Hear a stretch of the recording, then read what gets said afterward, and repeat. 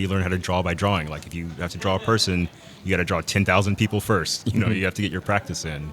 So I think failing is probably the most important part of being a creative person. If you can't take failure, you're not going to get anywhere. No. Like and, you don't, and I took that. hopefully, even though life is hard, even though we go through a lot, hopefully that gave you something like a firm foundation to build on. Yes, yeah. At least perspective, like you're talking about. Like it sounds like you found a lot of perspective through doing things like this. And the foundation is so important, and the foundation can start at any point.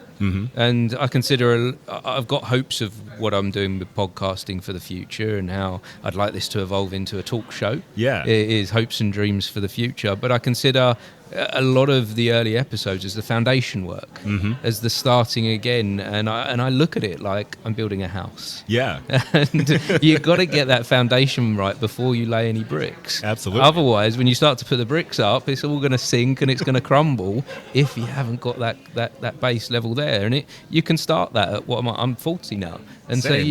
so you can start that at this point. It doesn't have to start when you're young. Yeah, and if you involve something you liked when you were young, I think might be easier to fail. Yes, yeah. Because it's not, when you start something as an adult, you're with an adult mind. Like I got to get this right. Like I have to make rent. I've got relationships. We can start to feel like time. The clock is ticking. Yes. Part of the midlife crisis thing. I love thinking about death.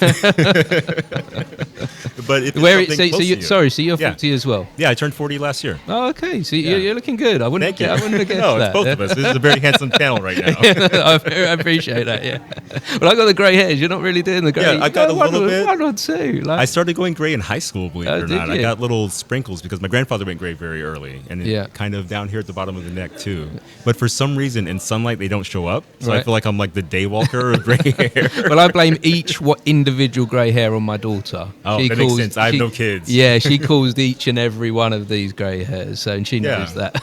And even the age thing, you think 40. When I was in high school, 40 was impossibly old, of course. 30 was impossibly old. Yeah. Now that I'm here, you're like, wow, how young are we? Yeah, aren't we? It's endless possibilities. Like we're in much better shape than the previous generation. I truly feel like fewer cigarettes, better diet, just better life.